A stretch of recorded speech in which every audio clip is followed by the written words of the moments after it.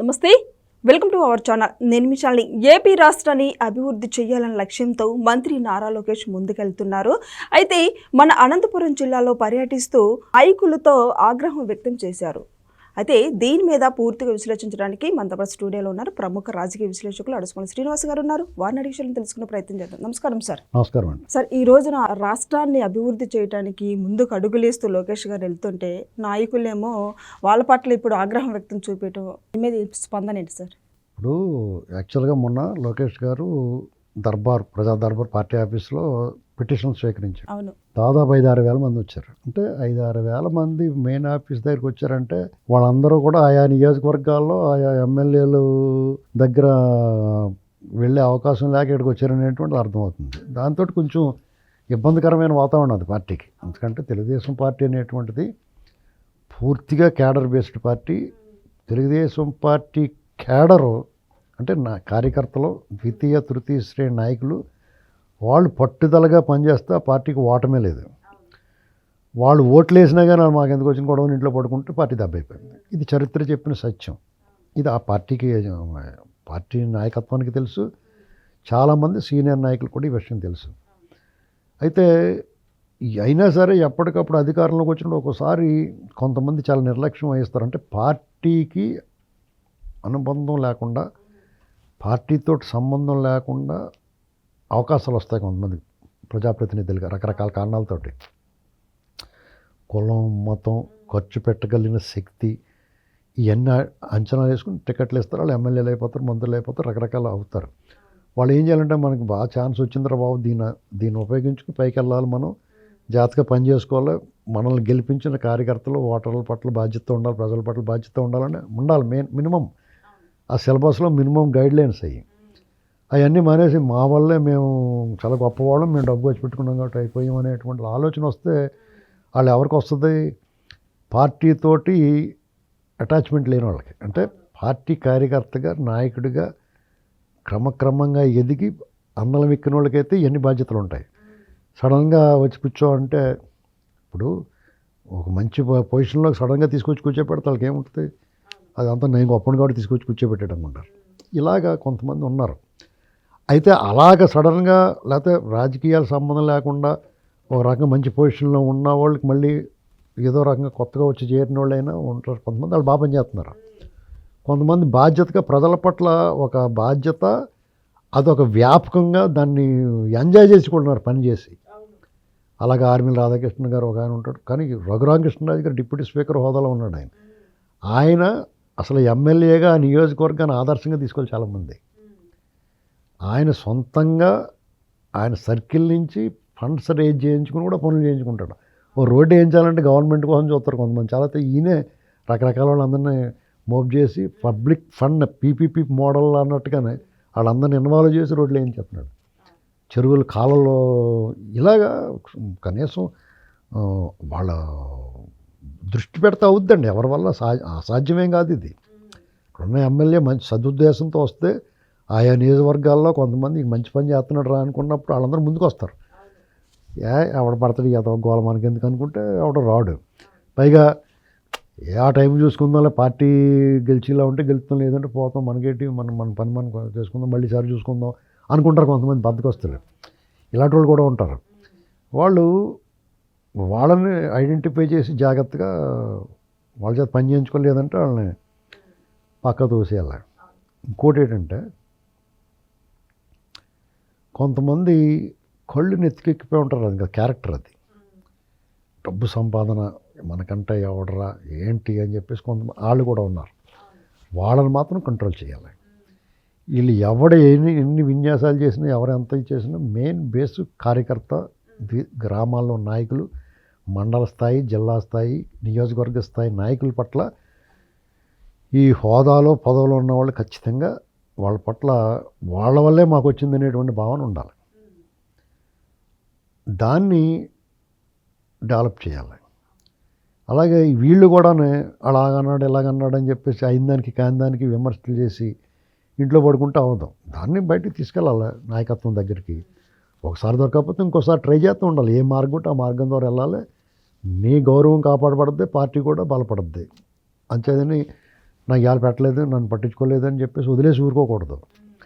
ఇలాంటివన్నీ జరుగుతున్నాయి. దానివల్ల పార్టీలో అసంతృప్తి అని, లేకపోతే క్యాడర్ కొంచెం అసహనంగా ఉన్నారని, ఎన్నటి కారణాలు ఏంటంటే, ఒక ఎమ్మెల్యే ఉంటాడండి, అతను ఎమ్మెల్యే అవుతాడు, అతనికి ఒక ఐడెంటిటీ క్రైసిస్ ఉంటుంది. ఏదన్నా అతను సడన్గా కానీ అవుతే తాను ప్రూవ్ చేసుకోవాలని, తనకి కూడా అందరిలాగే ఒక సెలబ్రిటీ గాను, లేకపోతే జనాలు గ్యాదరింగు, తను మాట్లాడితే తప్పట్లు కొట్టాలి, వెళ్ళాలని కోరిక ఉంటుంది ప్రతి ఒడికిని.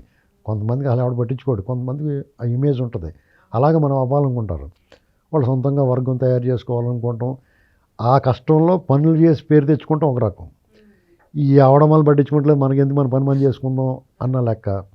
అతని చుట్టూరు కొంతమంది అతను మనుషులను పెట్టుకోవాలి. అప్పటికి ఆల్రెడీ ఉన్న కార్యకర్తలు ఇతను గౌరవం ఇవ్వాలి.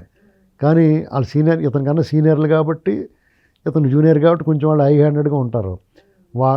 ఇతను ఏం చేస్తాడంటే వాళ్ళని కాదని కొత్త వాళ్ళు తెచ్చుకుంటాడు, ఇతను హై హ్యాండెడ్గా ఉండటానికి. అక్కడ తేడా అవుతుంది. దాంతో ఏమవుతుందంటే ఆ పాత వాళ్ళకి సీనియర్లు అందరికీ ఎవరన్నా కొత్త వాళ్ళు తెచ్చిపెట్టుకున్నారు, వాళ్ళు ఏదో లెవెల్ వేస్తున్నారు, ఆ పదిదానికి మనం వాళ్ళ దగ్గర మాట్లాడాల్సి వస్తుంది. ఇంత సీనియర్లు వీళ్ళెవరో తెలియదు, వీళ్ళు ఎంత పని చేశారో, ఎంత కష్టపడ్డారో ఆ కొత్తగా వచ్చిన వాళ్ళు తెలియదు. దాంతో వీళ్ళని నిర్లక్ష్యం చేస్తారు, వాళ్ళు కోపం వస్తుంది, మెల్లమెల్లగా దూరం జరుగుతారు. మళ్ళీ సార్ ఈ నెగ్గకూడదు, ఈ ఓడిపోవాలనుకుంటాడు. మా చంద్రబాబు నెగ్గాలి, ఈ ఓడిపోవాలనుకుంటారు. వీళ్ళు నెగ్గకుండా చంద్రబాబు నెగ్గుతాడు. దాన్ని బ్యాలెన్స్ చేయాలి జాగ్రత్తగా. ఈ ఎమ్మెల్యేలు కంట్రోల్ చేయాల్సిందే, వాళ్ళ మీద కర్రపెత్తనం చేయాల్సిందే. ఎందుకంటే తప్పదు. ఎందుకంటే వాళ్ళు కూడా కర్రపెత్తనం చేసినందుకు బాధపడకూడదు. చెత్త చేసుకుని మన పని మనకే కోసమే కదా అనుకోవాలి. బాబు గారు సీరియస్ అయ్యారు కదా సార్, అంటే చేయండి జాగ్రత్తగా, లేకపోతే వెళ్ళిపోండి అన్నట్టు సీరియస్. నిరంతర పర్యవేక్షణ, వాళ్ళ మీద నిఘా ఉండాలి. అలాగే వాళ్ళకి కొన్ని వెసులుబాట్లు ఉండాలి. ఇప్పుడు ఆఫీసర్లు గట్ట వీళ్ళు చెప్తే పని చేసేలా ఉండాలి. ఆఫీసర్లు గట్ట పని చేయట్లేదు అనుకోండి, వాళ్ళకి కోపం వస్తుంది కదా. ఎమ్మెల్యే వాళ్ళు పని అవ్వట్లేదు, పోలీస్ స్టేషన్కి ఫోన్ చేసి ఎమ్మెల్యే చెప్పడం అనుకోండి, అలా మాట వినకపోతే ఇంక మనకు వాల్యూ ఏముంటుంది, కార్యకర్తలకి ఏమి నమ్మకం కలిగిస్తారు. ఇవన్నీ కూడా ఉంటాయి, అన్నీ బ్యాలెన్స్ చేస్తారు ఇప్పుడు. ఎందుకంటే 1.5 సంవత్సరం పూర్తవుతుంది ఈ నెల పోతే. ఇప్పుడు వరకు వాళ్ళు ఒక ప్రభుత్వంగా ఒక రాష్ట్రానికి, విధ్వంసానికి గురైన రాష్ట్రానికి ఏం చేయాలో అన్నీ కంప్లీట్గా చేశారు. ఇప్పుడు పార్టీగా, రాజకీయ పార్టీగా జనసేన కానీ టీడీపీ కానీ వాళ్ళు పార్టీలుగా వాళ్ళకి కార్యకర్తలు కలిసి ఏం చేయాలో, పార్టీని ఏం చేయాలో బలోపేతం చేయాలి, కార్యకర్తలు అసంతృప్తి ఉంటే అలా లెవెల్ చేయాలని దాని మీద ఒక 6 నెలలు దృష్టి పెట్టాలి. మళ్ళీ సెట్ అవుద్ది దాన్ని కంటిన్యూ చేయాలి సెట్ అయిన తర్వాత జాగ్రత్తగా. అది పెద్ద కష్టమేం కాదండి, వీళ్ళు తలుచుకుంటే వీళ్ళ చిటికలతో చేయొచ్చు ఆ పని, పెద్ద ఇబ్బంది ఏముండదు. ఎమ్మెల్యేలు కూడా జాగ్రత్తగా ఆలోచించుకోవాలి. ఎందుకంటే ఒకరోజు రాజులాగా ఒక టర్ములతో ముగియకుండా 2-3 సార్లు గెలిచే అవకాశాన్ని చూసుకోవాలి. ఏంటండి, ఒకటి మాత్రం నిజం, మళ్ళా కూటమే వస్తుంది గ్యారంటీగానే. ఈ పార్టీలోని మళ్ళీ టికెట్ రావాలంటే జాగ్రత్తగా ఉండాలి. పార్టీలు ఏం చేస్తాయి, ఇటు తేడా ఉన్నాడు, ఇటు వ్యతిరేకంగా అంటే లేక పడతారు. అవకాశం ఎందుకు, నువ్వు బాగా పని చేసామనుకో మళ్ళీసారి ఇంకొకసారి అవకాశం వస్తుంది డెఫినెట్గా, మంచి పేరు తెచ్చుకుంటే.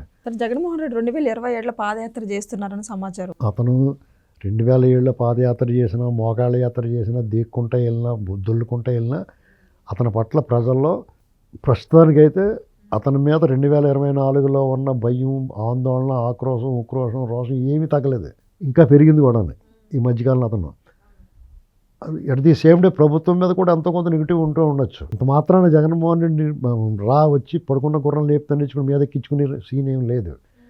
ఇతను బయటకు వచ్చినప్పుడల్లా ప్రస్తుతానికి అతను ఎప్పుడు బయటకు వచ్చి మాట్లాడినా జనాలు గుండెలు గుబేలమంటున్నాయి.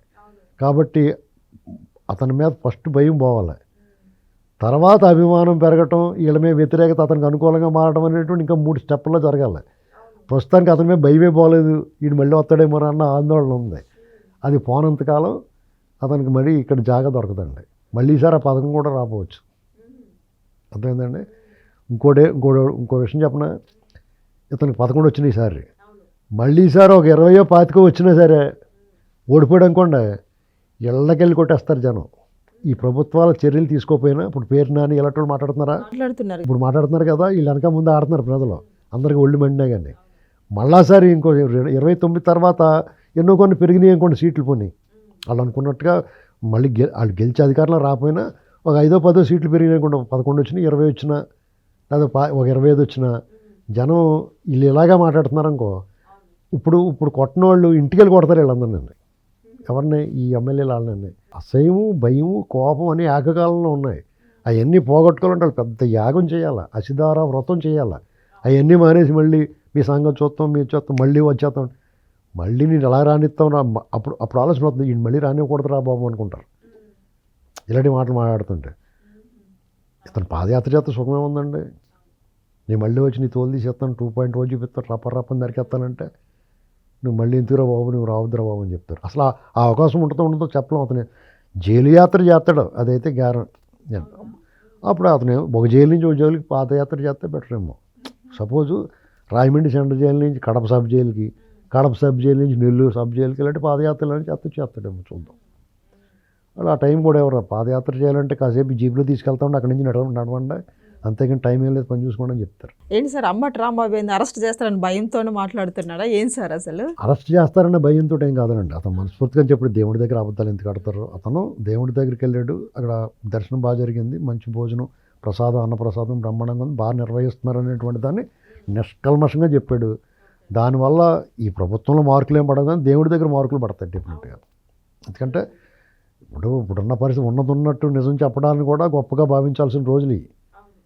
అది పెద్ద విశేషం ఏం కాదు, చాలా బాగుంటుంది అక్కడ, బాగుందని చెప్పాడు, పెద్ద విశేషం ఏముంది. కానీ అలా ఎవడో చెప్తలేదు కదా, వాళ్ళు ఏదో వంకెడుతున్నారు, ఏదో రంధ్రాన్వేషణ చేస్తున్నారు. దానితో కరుణాకర్ రెడ్డి అన్న కూడా ఏ మాట్లాడినా అడిగితే వెళ్దాం.